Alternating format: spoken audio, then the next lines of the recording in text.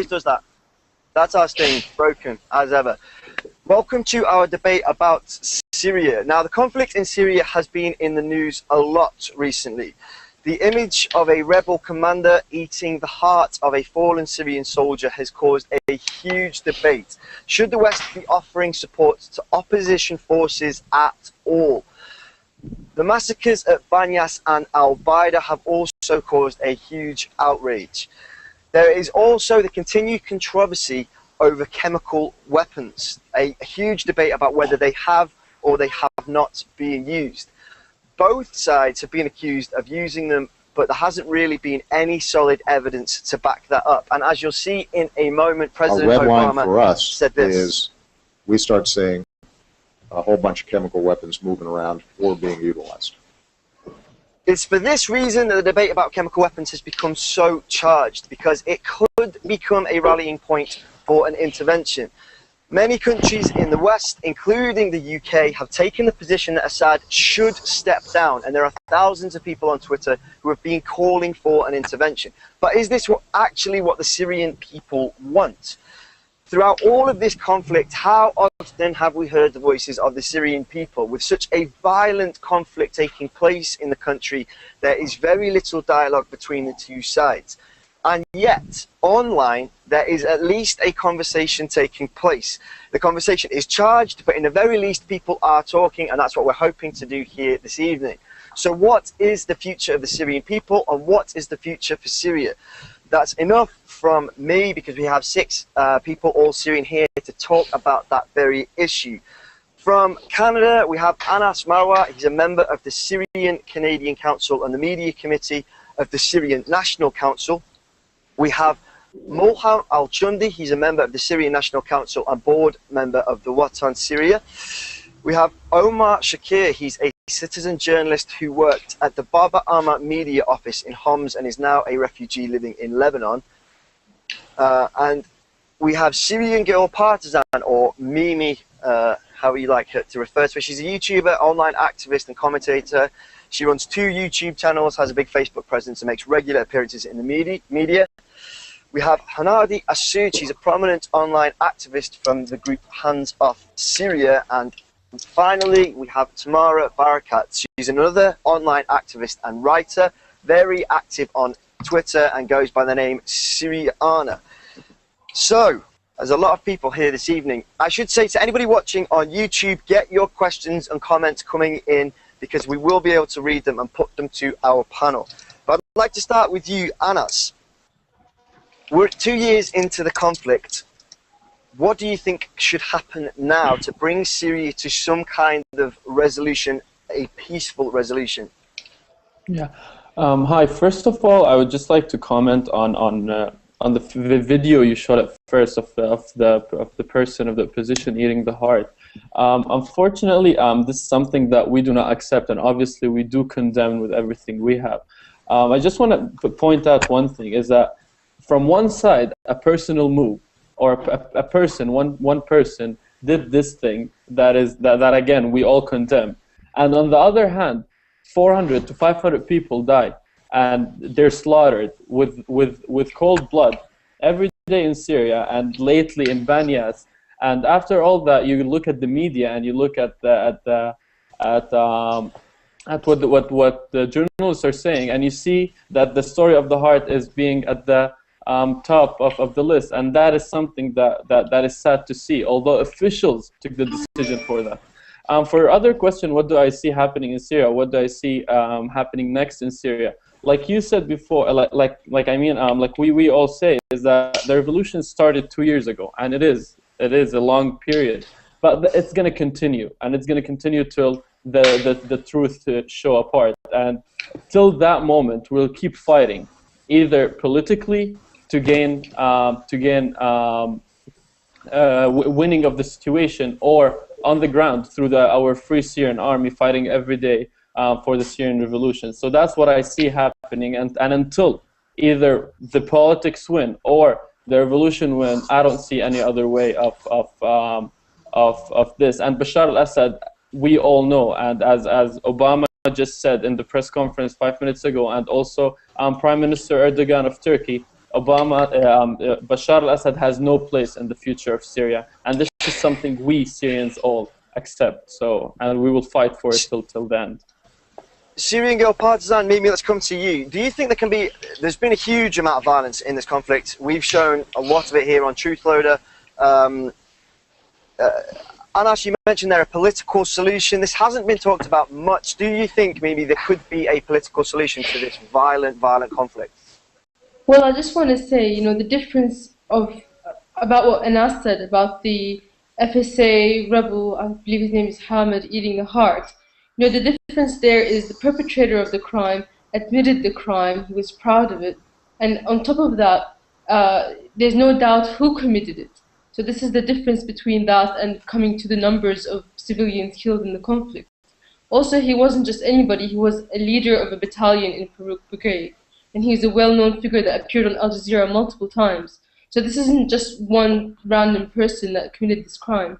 So about what he said about what Obama thinks about Assad, you know, we Syrians don't give a damn what a foreigner thinks should be our leader. So it's only up to the Syrian people, and what we propose is that there be elections in 2014, presidential elections, opposition groups can take part, the president will run, let the people decide. Now this is something that the people who support the FSA refuse to do because they are backing a militant solution to their problems with the government.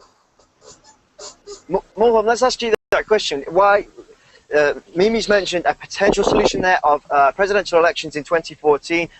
Is this something that you'd ever be interested in taking part in? I think Mimi is kidding. Like, who's asking Bashar al-Assad to stay till 2014? Who's accept that? We are on the ground and we know what's going. We know what's happening every day.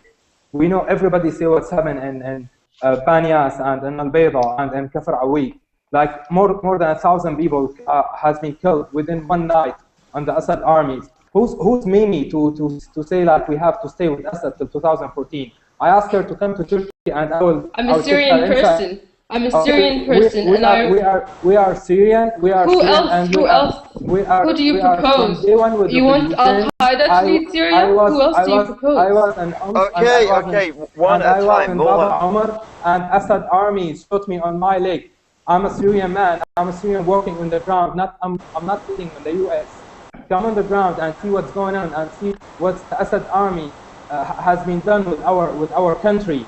See how Assad tried to bombing every single kilometer in our country. Come and visit Syria to know what's going on in Syria. I want to come to you, Hanadi. It's an interesting point that's been raised. I'm going to speak to Hanadi. A huge amount of violence has taken place. How do you think that the government can survive through this crisis, considering the huge scale of violence that has taken place? People are incredibly angry about what's happened. Can the current government actually survive this? Yes, the people are angry because we have a lot of fundamentalists in the country. We have a lot of jihadists. We have scholars like Qaradawi saying kill. When these people with this mentality follow scholars like that man, obviously there's going to be violence. I've got to remind these people that the army, they're all from all sects. Everybody in Syria has a brother, a father, a cousin, any member in his family serving the army. Nobody will go and kill his family or his neighbor. That's not true. What they're saying is not true. The people that are causing these atrocities are the jihadists that are coming from outside. It's because of that evil man Arur and Qaradawi. These people are the people that are creating the trouble. The government will not kill its own people.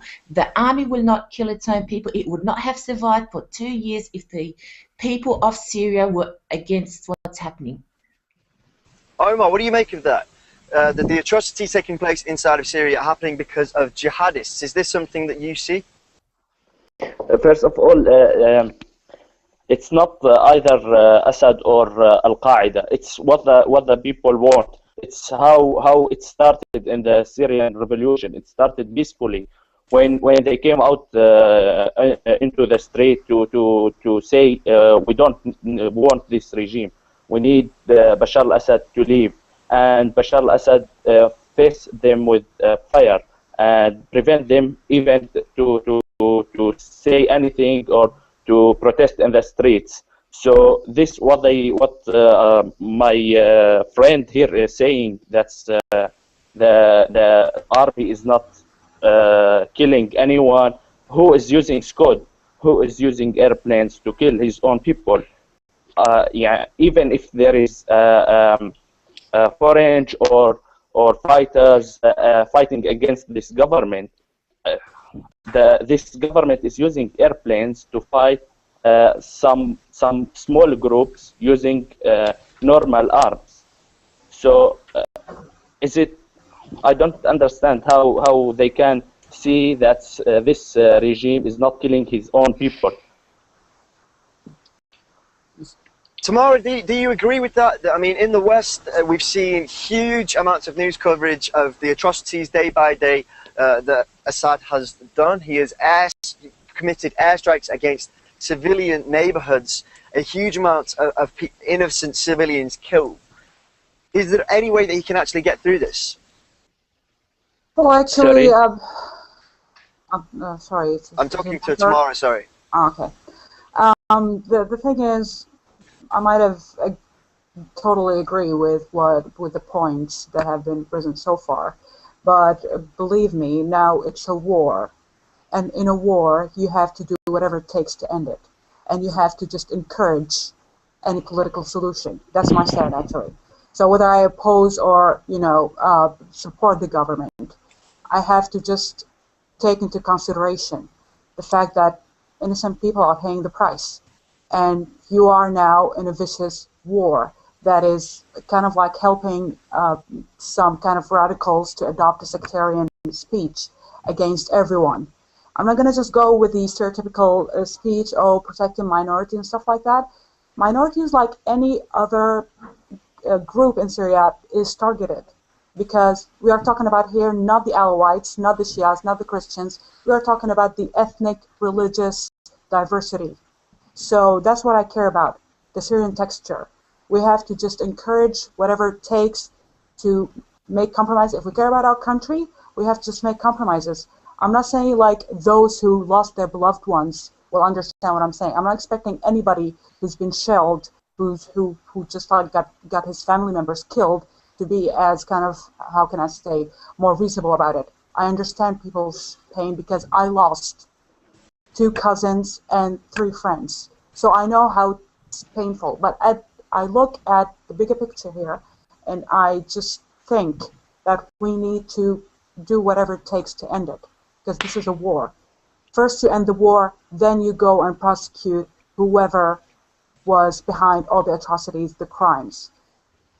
I mean, like I said, I don't define myself as a hardcore pro-government supporter or something, but I'm just, during these hard times, I would just encourage any attempt to just go through negotiations with the 2 parties, and then just like get them to talk together, and then after that, just maybe get the elections, and people can express freely, democratically, their wishes, and just go through it like in any normal country that's recovering from a vicious war.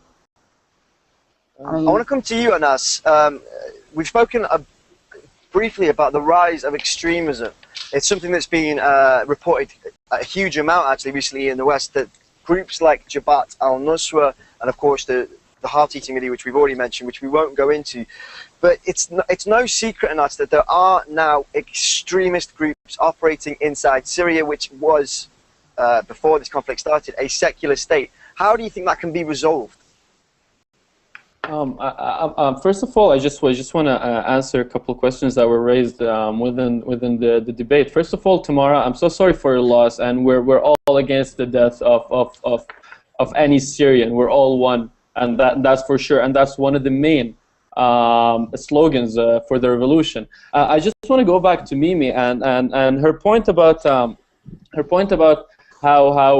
the Syrian revolution or or as she'd say, the problems that are arising. And I would just want to say that I have personally met with the second leader of Liwa al-Tawheed, and they are not what she thinks they're saying. I have met them personally, and I was on the ground with that. And they were after 3 points.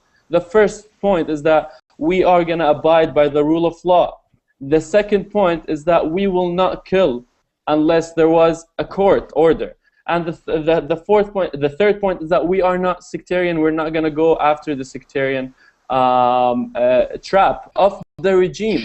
So this is something that we should all stand for, and this is something that the leaders of the Free Syrian Army stand for. So is she saying that the battalion was proud of it or not? We are not proud of it. He is one person and he does not represent us. Second of all, there was a point mentioned by Hanadi. It's about the who is killing and what is happening in Syria, and how only the jihadists are killing. That is not true. Again, I was in Syria, and again, what I saw is really bad. Official, ask official, and then that official asked a pilot to take a plane and go over a city of people who are just living there, doing nothing, and they just die under that plane. I was under those planes. A rocket hit the place in front of me. Am I a civilian or am I an army?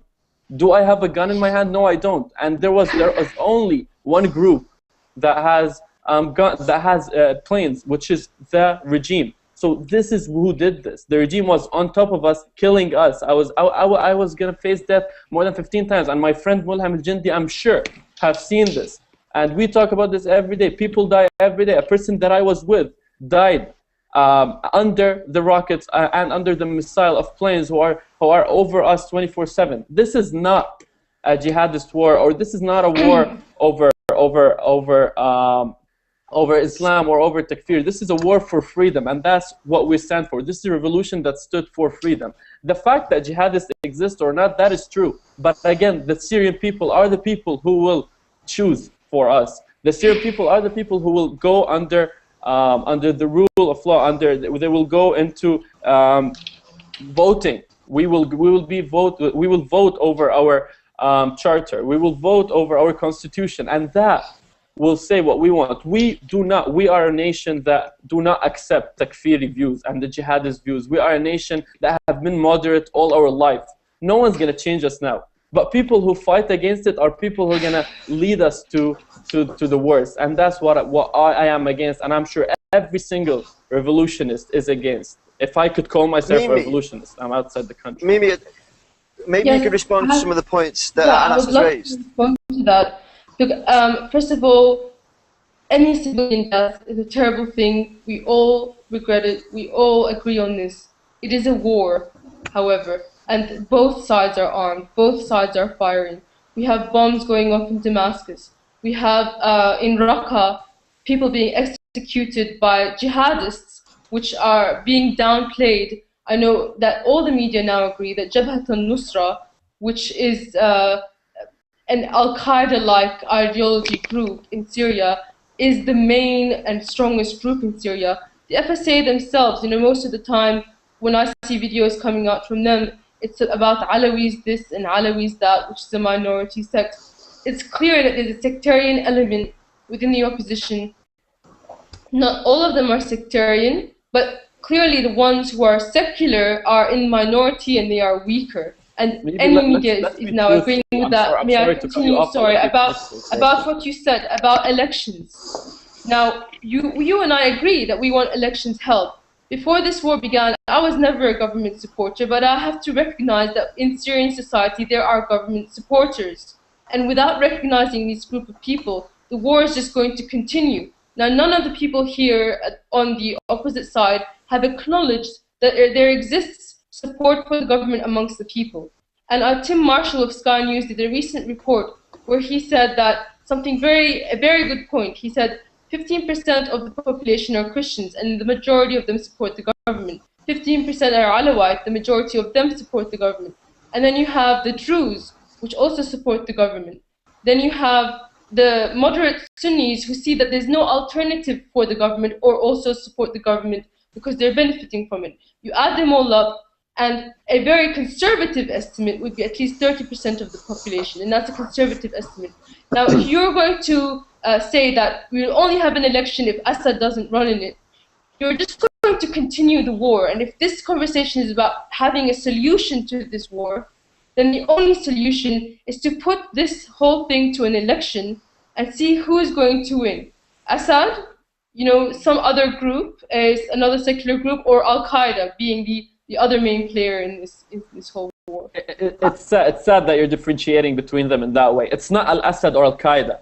It's Al-Assad or Thuwar. It's Al-Assad or the people who are fighting for their freedom. And that's the distinction. Your distinction between Al-Assad and Al-Qaeda is sad. It's just, let them run in 2014 and see who wins. I said you're waiting. Could be the Thuwar, Al-Qaeda, and Assad. Let them run. Just if you let me speak for a second. Okay. I'm so sorry. I'm so sorry. I'm just going to continue on that point, and then we could go back. I'm sorry. My point is that Al-Qaeda in there, they do not exist the same way that you imagine. All the numbers that you just mentioned about being conservative. I don't have to imagine. I see videos of them on YouTube all the time. I hear reports all over the media. I don't have to imagine. Please. I want to speak to Mulham about the weapons, because we know, as has happened in Libya, it now appears that whoever is the strongest arms has the power. How is this conflict going to resolve if the people with that power, the people with the guns, won't give them up? Can you see any way in which all of the militias inside Syria will voluntarily give up their weapons? Okay, I'll answer you after I get back to Mimi. I just want to ask Mimi, if you are Syrian, did you see what happened on March 15, 2011? Did you hear about Hamza al-Khatib, about Al-Qashush, about Hadi al-Jundi, about Zainab al-Husni? All of these are not from Al-Qaeda. They are not from jihadis. They are from Syria. Some of them from Homs. I'm talking about revolution from day one. Al-Qaeda and Jabhat al-Nusra joined the revolution at the end of 2012. Where is Bashar al-Assad to came and speak with Thuwar? We are Thuwar. Why he didn't came and spoke with Thuwar since that day? Why he's waiting? Al-Qaeda and Jabhat al-Nusra. Let me finish. Why he didn't came and speak with Thuwar before Jabhat al-Nusra and Al-Qaeda came to inside Syria? And you are talking about elections.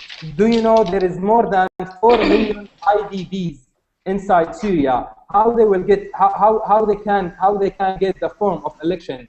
We have more than 3 million refugees out of Syria. You have 7 million out of Syria. How you think you cannot? How you think these people can elect Bashar al-Assad or somebody else? Who can give them the form for election?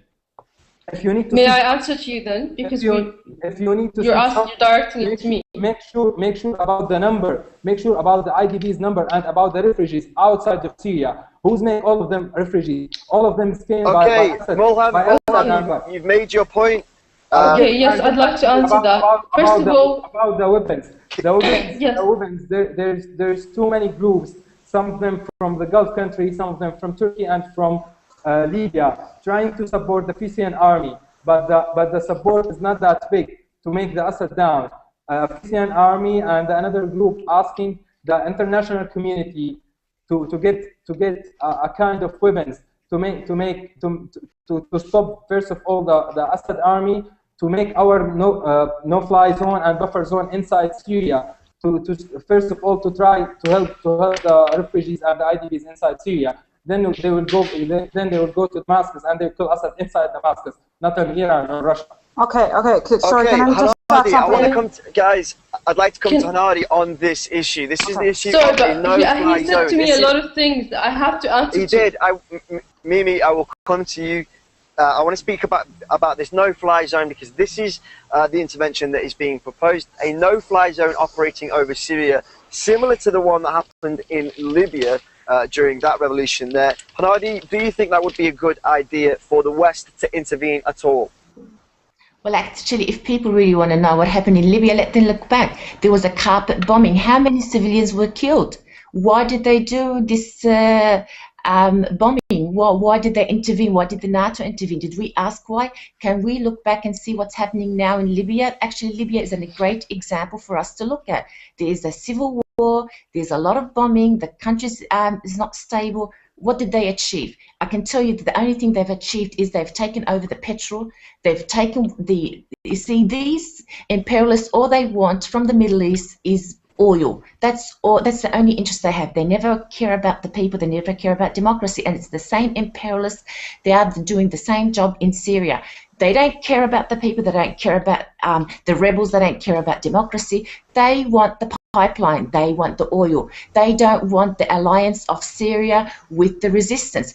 That's what they want. They don't care about the Syrians. You people, you've been fooled by these imperialists. You look at their history. You look what they've done to Iraq. You look what they've done to Afghanistan and Pakistan. What have they achieved? Civil war, division.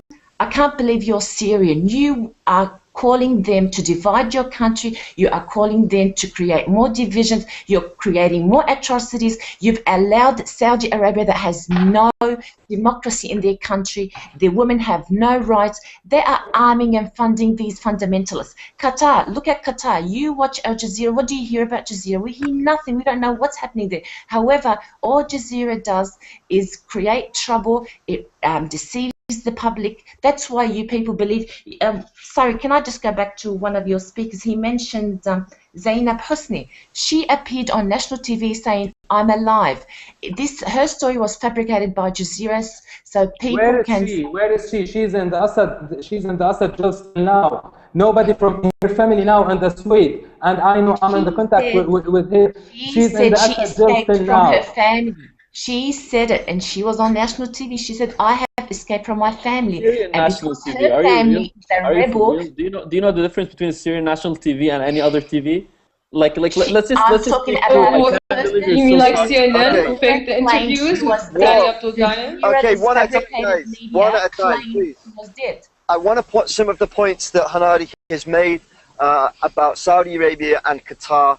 There has been, you'll see online people discussing that some of this revolution has been funded by outside of the country. Countries like Saudi Arabia have given arms to the Syrian opposition.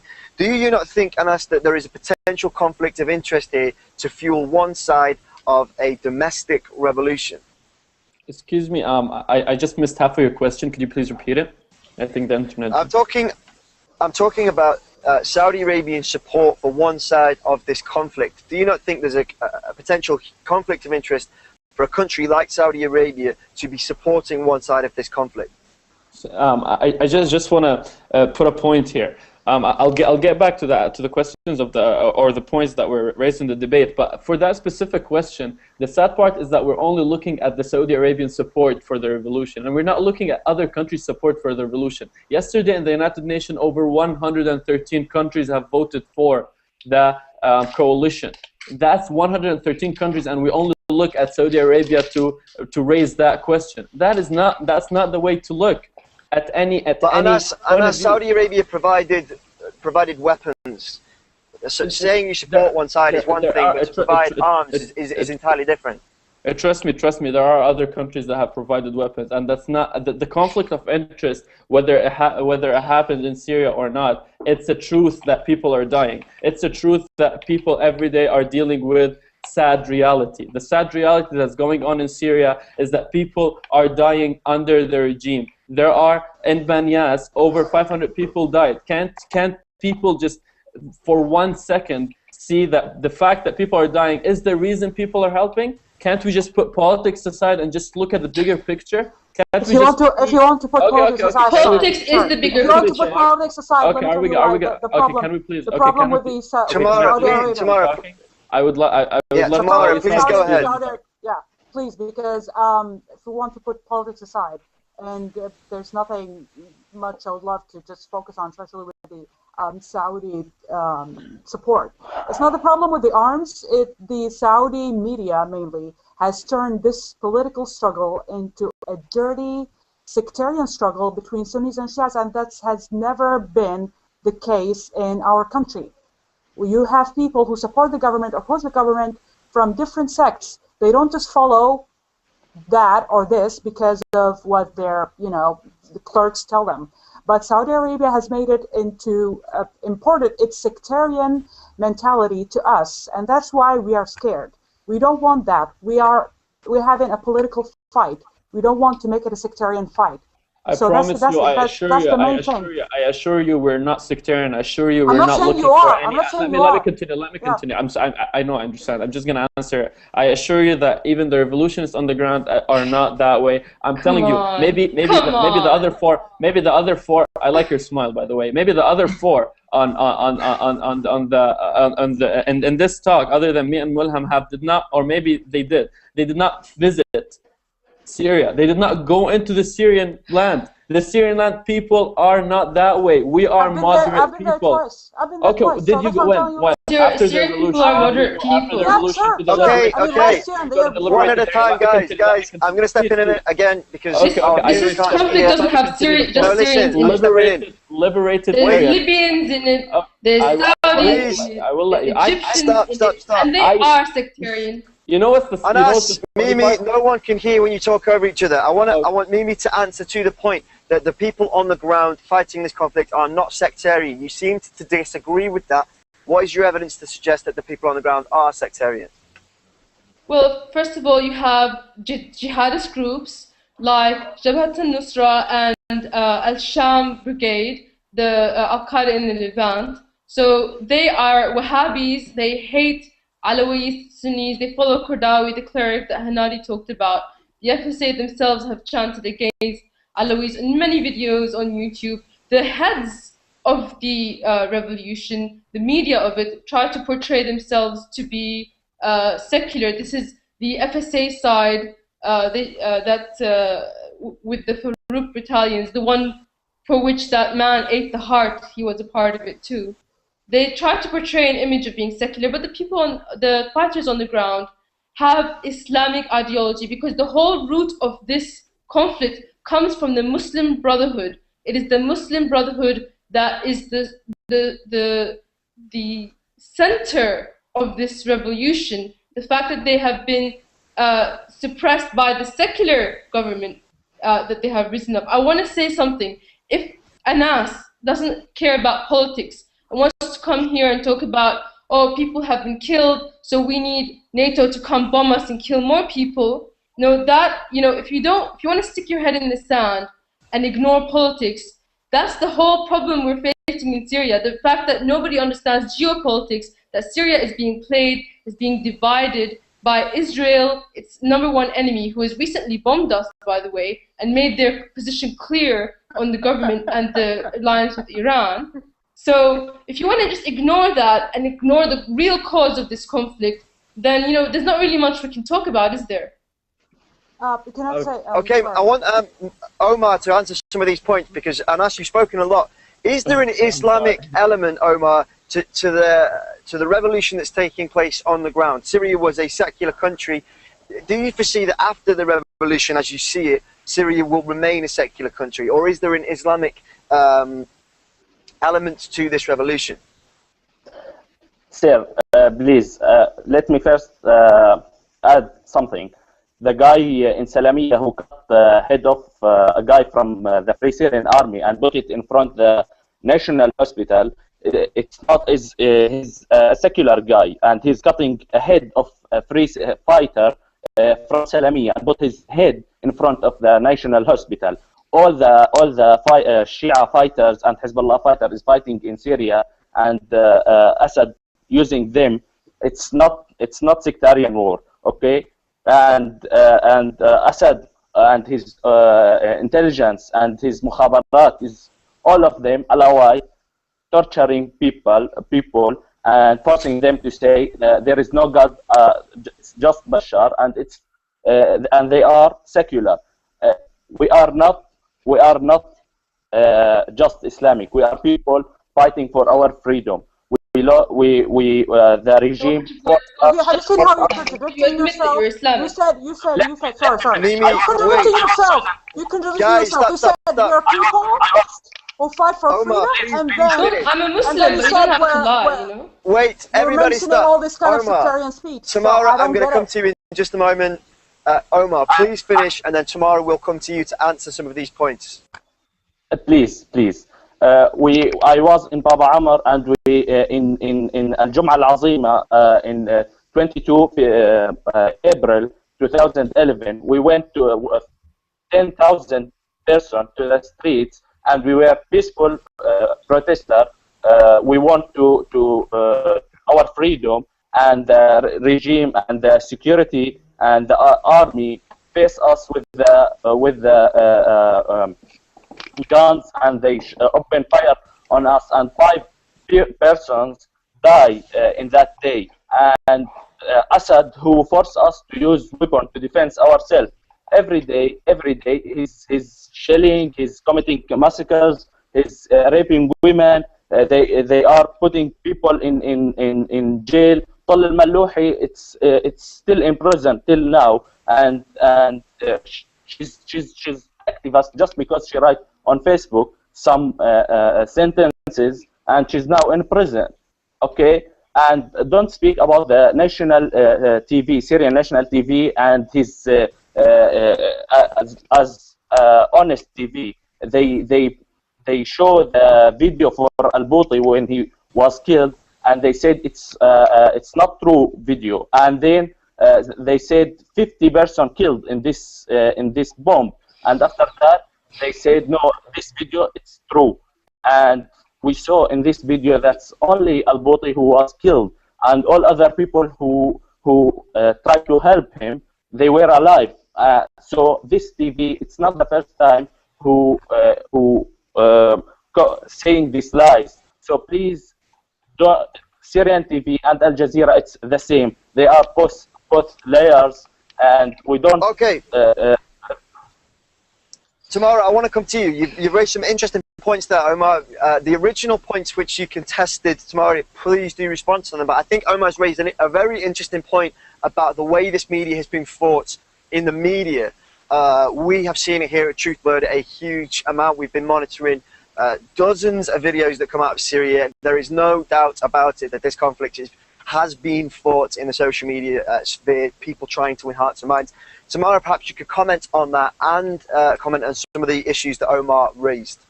Well, I'd like to start with what he mentioned. He was just saying before, giving us this kind of like a sectarian way to just analyze the situation, and then after that he said, oh, we're not all Islamic, we're different groups. So the thing is, like I said, I would like to stress to just abandon any kind of sectarian speech. Like I said, you're mentioning Shias fighting Sunnis. Why haven't you just mentioned about other opposition prisoners of consciousness who are from different sects, like Abdelaziz al-Khair, and many prisoners. So we don't have to just look at it as, okay, I'm just opposing this government because, okay, my background or my sect. Some people do that. I'm not denying it. There's a sectarian element, but you cannot just say, because this is a minor percentage of the whole situation, so you cannot just say, oh, the government is fighting us because we're Sunnis. That's not true. Show me any country. I'm not defending the government, by the way, but like let's take facts and just look at it in history. Show me any country on this earth that has dealt with an armed rebellion with arms wide open. That's the thing. Like, you are revolting against your government. You will just put in mind that's going to be vicious. It's not going to just tell you, come on, we're just going to throw roses at you and we're going to give you, chocolate or something. This reaction is expected, especially when you have foreign groups on the ground. Again, Yes, I'm not defending any sort of terrorism, any crime against any defenseless Syrian, whether he's, regardless of their sect, their religion, their background. I don't care. I reached a point in this war that we should just overlook these kind of differentiations. We need to just look at us as Syrians, focus on our nationality. I don't care where you're from. I just care about your safety, especially if you have a cause, a noble cause, and you want to just, in your opinion, to do whatever you feel like the best for your own country. That's the thing. And Anas, I want to come to you. Thank you, Tamara. A theme that you mentioned there, the people on this panel, everyone below me is Syrian. It seems strange that you guys are so divided on this. Is there any way that you can see a future? Because what I'm getting at is, do you guys have common ground? It seems so bizarre that we can stand here and argue about who's right, who's wrong, who's going to win, who's not going to win. Everybody in the debate is actually Syrian. I guess you guys all want similar things in your country. Is there common ground to be shared between the two sides of this conflict? And Anas, what do you think that common ground would be? Thanks for the question. I just want to say one point. A lot of what Tamara have said, actually, we do agree with. And those are common parts that we agree upon.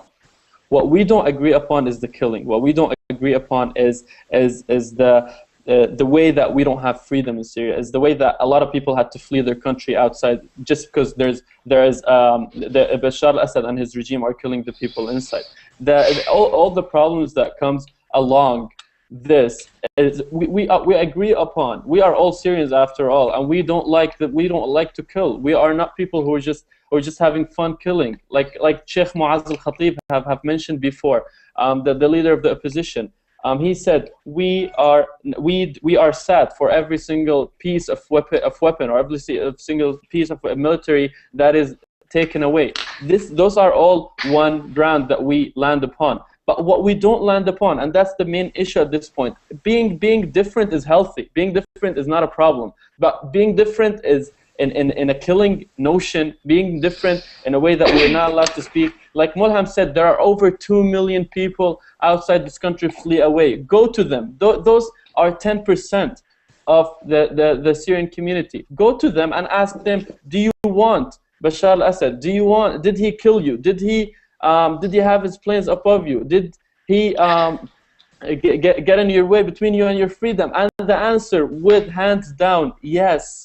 He was against us. We are all against Bashar al-Assad and we want him down. Why is this so hard for everyone? It's a simple thing, a simple strategy. Please, Bashar al-Assad, leave. Why are we having to fight for a person? Why are they on the other side of this debate trying to defend one person? The only thing we need out of this whole thing, that is we do not agree on, is Bashar al-Assad. Please, that's a different generalization. No, they're not defending one guy. I don't defend one guy. I'm not his supporter. I don't care. Let me tell you, I've just stressed on the idea. Whether he stays or goes, we have to care about the future, the aftermath. We're dealing with massacres. Let me finish, because like you might just start. The thing is, we all share one thing. That's we want the best for our country. We want more political freedom. That's true, and we want to just have the ability to express our opinion without having the fear of being, dragged into one of the intelligence branches. That is absolutely true. But again, when you mentioned something, this selective way in looking and analyzing, yes, I do sympathize, and my heart goes out to every refugee in every country. But at the same time, think about the refugees inside Syria, and mainly those who are in besieged towns in Aleppo. I think it's in the Aleppo countryside, in Nubal and Zahra. They have been besieged for months, and nobody is just talking about that. They're suffering from that because of Free Syrian Army fighters and people in the city of Rome. Besieging them. Yeah, okay, I'm going to come to Omar. Sure, that's why I'm telling you. May I look at it with balance. So that's the thing. Mulham, you were speaking. I want to ask you the question, Mulham. What do you think the future of Syria is, and what is the common ground that can be shared between both sides of this conflict? Okay, I'll get back to your answer after 5 quick points. Hanadi mentioned that Israel attacked Syria. Yeah, Israel attacked Syria because Bashar al-Assad cannot attack Israel. Bashar al-Assad is attacking Aleppo by Assoud. So I prefer to ask Bashar al-Assad to attack Israel first of all. Number 2, you are talking about Saudi Arabia and Qatar involved in Syrian revolution. Let me ask you, what about Iran, Russia, Hezbollah? What about all the air forces and air flight? It came all the way from Russia and Hezbollah. Let me finish. Number 3, you are talking about minority. What about Basil Shahada? He based in Homs. He was learning the people, whatever, from Sunni or from Christian or from wherever. He was learning them about how to using the camera. We are not jihadis. We are Syrian and we are revolution people. Number 4, what about what about more than 200,000 Syrian and Assad jails? How these people will getting election for 2014? Number 5, and the answer for you. You are asking about the future of Syria. The international community and the Syrian like Mimi and Hanadi, who the people are reaching us on this stage. It's very difficult now for us to having base on the ground to negotiate about the future of Syria. But first of all, we have to stop the killing. We have to stop all the Assad armies. We have to control the city after Assad army. After that, we can talk about the future. Today, there is more than 100 murderers in Syria, and this has happened for last more 2 years. They are losing hundreds of Syrians. Think about it, Mimi, and think about it, Hanadi. Whatever the killers, first of all, we have to stop the killing, whatever from Bashar al-Assad or from Jabhat al-Nusra or from Al-Qaeda. Okay, Mimi, I'd like to come to you on this issue, guys. I'm going to come to Mimi on this issue. First, you said you have to stop. Please, Omar, please. You mentioned we have to stop the killing. Mimi, how can the killing be stopped if... the problem is your guests are still on this... And after that, Mimi, please, after that, what is the common ground that you guys can share? Sure. Look, we have to stop the killing on both sides, and I think that's what we're here for, to talk about solutions. So, you know, all I hear from the opposition supporters here is that there's killing. Well, you know, the army is dying as well. He says we have to stop the army, but the army is fighting Jabhat al-Nusra, which are on the ground, whether you like it or not. I'm sorry, I'm speaking now, so you have to listen to me. Wait, sorry, please, one at a time. You don't have Air Force and you don't have I have to be cynical here now. I have to tell you exactly how it is, and without emotion. The Syrian government was a dictatorship. Syria was under occupation in the Golan Heights. Syria has been funding resistance movements in Palestine, in Lebanon, and it helped defeat Israel in Lebanon in 2006 with the support of Iran. This has made Israel and America and NATO angry and want to break up the Syria-Iran alliance. That is why they are actively supporting Sunni or Wahhabi groups. I'm a Sunni myself, but I can see the strategy of the Americans to support Sunni, Wahhabi, and Al-Qaeda-like groups to try to bring about this kind of government into Syria to break the Syria-Iran alliance, because Iran is Shia, and they're always playing up the Sunni-Shia divide in the Middle East, divide and conquer. It doesn't matter if there's a secular anti-government movement inside Syria. Though they are not going to be the ones supported by America, because they're not going to be the ones that break up the Syria-Iran alliance. Now, your guest mentioned Iran a lot. The fact that Syria is allied with Iran is something that these Muslim Brotherhood supporters despise, because they despise Iran because of sectarian issues and the whole Sunni-Shia divide in the Middle East.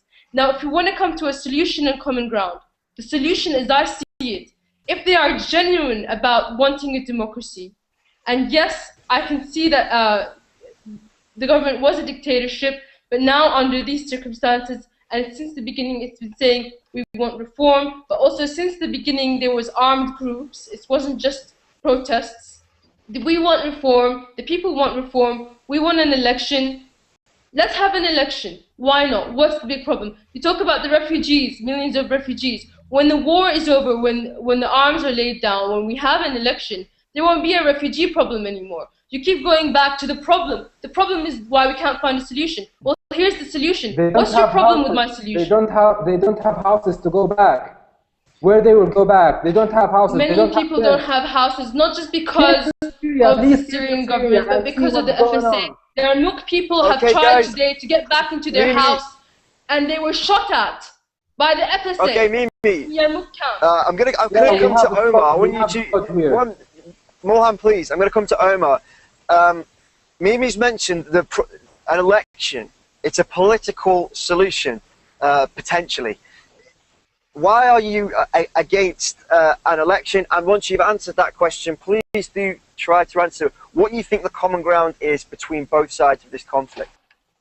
I think all of us want to stop this blood river in Syria, but as Muaz al-Khatib said in 2 months ago, when he put a small condition to start a negotiation with the regime without condition, he said just release those people who are arrested in the jail, and what we have. He doesn't answer, and they didn't agree. No, it's not condition. It's not condition. It's yes, it is. no, it's not condition. It's small and easy. It's a small condition, but it's a condition. Each other. It's one move to trust each other. You have to. It's a condition that you place on negotiations. Mimi, please let him finish. We ask the regime at least to release women, and they arrested Maiskaf, and Abdelaziz Khayyar is still in prison, and Talal Malouh is still in prison, and we just ask the regime as a first movement from him to know that is really serious, that he want to stop this blood river. We just ask him to release those people who's suffering every day in prison. Okay, Hanadi, I want to come to you. What do you think the common ground is between both sides, and what do you think the future is now for Syria? I agree with Tamara and Mimi. I don't think your other speakers, the oppositions, were talking about it's not sectarian. Can I ask them why, when they came into Homs, and that goes to Omar, that comes from Homs, why were all the Christians displaced? Why are the bishops killed? Why have there been 2 bishops kidnapped in Aleppo? That's not a sectarian war? Well, you'll have to answer that question. The common grounds are we have to sit for a dialogue. Syrians have to sit on one table. We don't need puppets for the West to tell us what needs to be done in Syria. Syria is for the Syrians. They can sit down on the table, the opposition with the government.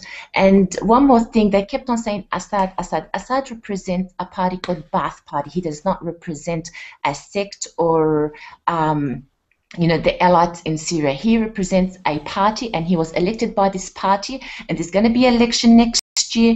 So he's not the one going around from a suburb to another killing. We have army, and that army is, as I said, they're our family, they're our brothers and sisters. They will not kill their own people. So stop telling us that this army is killing. There's an action and there's a reaction. If somebody points a gun at you, it's obviously your reaction is to retaliate or stop the killing.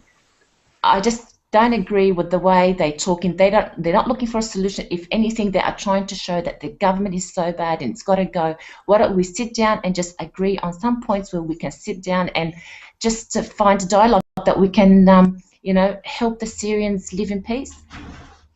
Okay, guys, we're going to have to leave it there. Thank you very much for this conversation. Thank you all. I know some of you stayed up late or got up early for the debate. Thank you to you guys who joined us from Lebanon and Beirut. And so thank you guys hugely, because I know it's a big pain to hang around for so long. Thanks to everybody who commented. I'm sorry we didn't get to read out any comments, because this was a debate that was, as you saw, I assume, difficult to stay on top of. We are Truthloader. We do these debates live every Thursday at 7 p.m. So if you haven't already subscribed, you really should. We're going to be doing another debate next week at 7 o'clock. The title of that debate is still being panned out as we speak. So thank you guys for coming. Thank you guys for watching. Thanks for your comments, and we'll see you guys again next time.